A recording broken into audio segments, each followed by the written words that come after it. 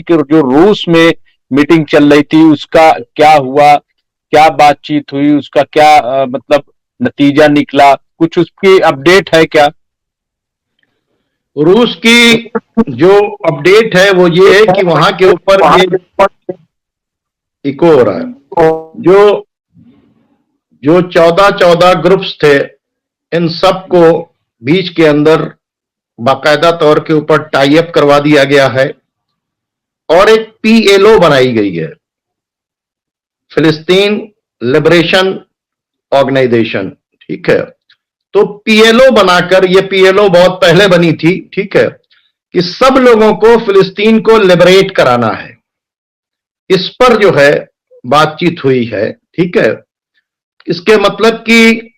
अब जैसे ही हाथ खड़े कर लेगा अभी अमेरिका कि हम कुछ नहीं करा सकते, क्योंकि अब तो टाइम देखिए, रमजान के अंदर कोई ज्यादा वक्त तो बचा ही नहीं है। रमजान बिल्कुल करीब आ रहा है और हालात ये है कि पूरी तरफ ये रमजान को लेकर बहुत ज्यादा प्रेशर है, और प्रेशर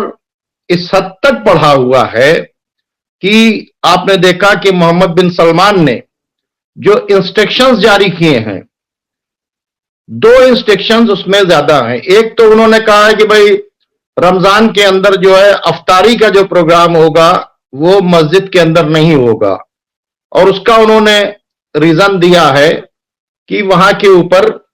सफाई सुथराई की वजह से ये काम नहीं होगा। लेकिन 2 बयान उसके अंदर बड़े जबरदस्त हैं। एक बयान उन्होंने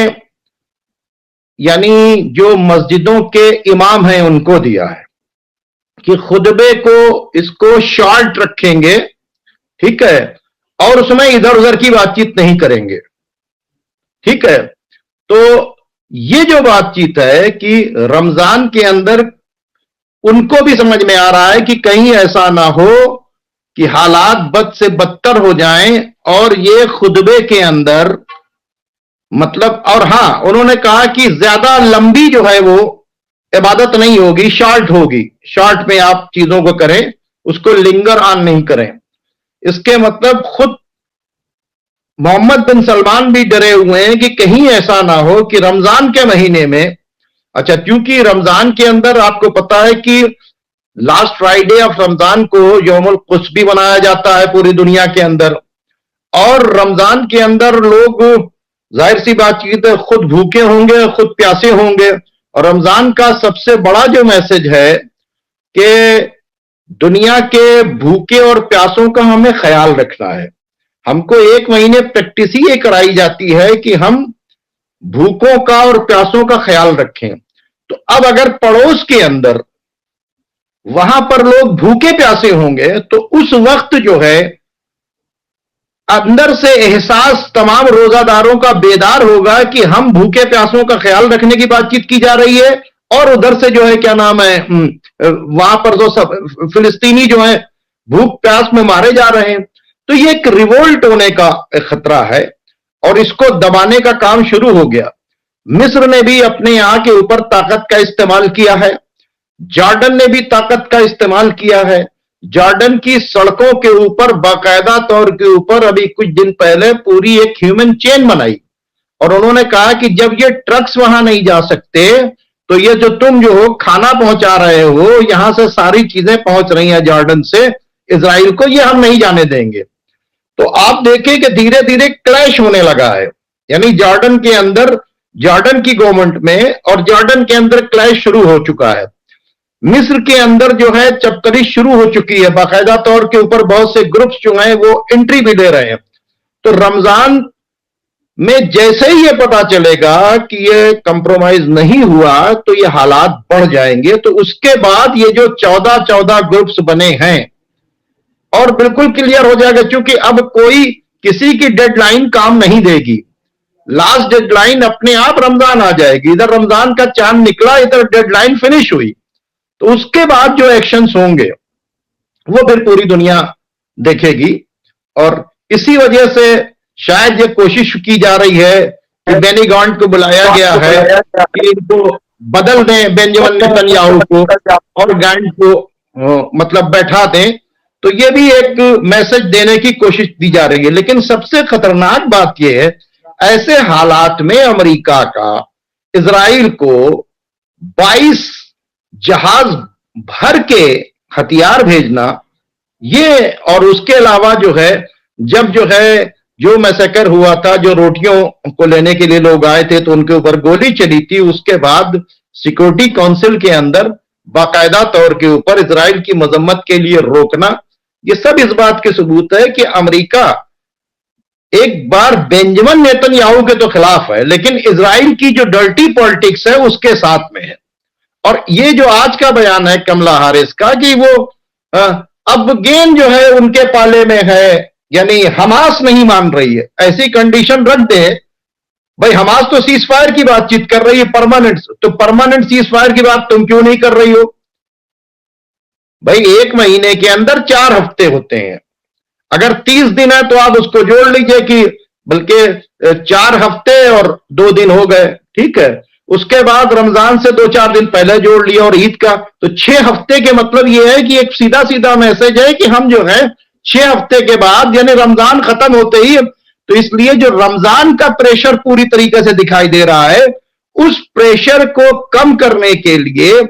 ایک طرف جو ہے محمد بن سلمان وغیرہ کے بیان، دوسری طرف کی اس پریشر کو کم کرنے کے لیے جو ہے باقاعدہ طور کے اوپر امریکہ کا یہ چاہنا کہ ان کو ہم شفٹ کر دیں، تو یہ دکھ رہا ہے کہ رمضان کا پریشر بہت بڑا ہے۔ جی یہ بالکل آپ صحیح کہہ رہے ہیں کہ ایک رمضان کا پریشر، اور ان کو لگ رہا ہے کہیں رمضان میں ایسا نہ ہو کہ مسجدوں سے لوگ جو ہے چونکہ عبادت کا دن ہے اور وہ بالکل اس شدت کو محسوس کریں کہ جو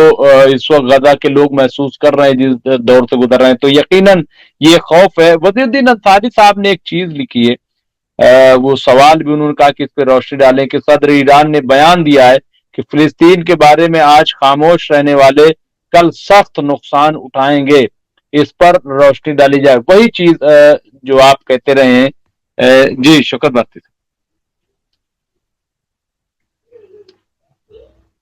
جی بات چیت ہے کہ اگر فلسطین کو ساتھ نہیں دیا گیا اور اپنے بیسس سے امریکنز کو نہیں ہٹایا گیا، کیونکہ امریکہ ہی جو ہے وہ پوری طریقے سے فلسطین کو سپورٹ کر رہا ہے۔ میں نے ابھی بتایا کہ ابھی انہوں نے لیٹسٹ جو ہے انہوں نے 22 جہاز بھر کے ہتھیار دیے ہیں، تو ظاہر سی بات چیت ہے کہ اس کا اثر مصر پر بھی پڑے گا، اس کا اثر جارڈن پر بھی پڑے گا، جو گریٹر اسرائیل کا جو گیم ہے، تو یہ تو ظاہر سی بات چیت ہے، اس میں تو عراق کا بھی حصہ ہے، جارڈن کا بھی حصہ ہے، سیریا کا بھی حصہ ہے، سعودی کا بھی حصہ ہے، تو یہ جو ساری چیزیں ہیں اس کا اثر تو سب کو جھیلنا پڑے گا۔ اور باقاعدہ طور کے اوپر یہ عرب کنٹریز اگر سوچ رہے ہیں کہ ان کو اس کے اثرات نہیں جھیلنے پڑیں گے، اثرات تو جھیلنے پڑے ہیں۔ سب سے بڑی بات چیت ہے کہ پورے مسلم ورلڈ کے اندر 99.9 ریکری% تک مسلمان جو ہے ان تمام اسلامک رولرز کے خلاف ہو گیا ہے، ان کو کنڈیم کر رہا ہے۔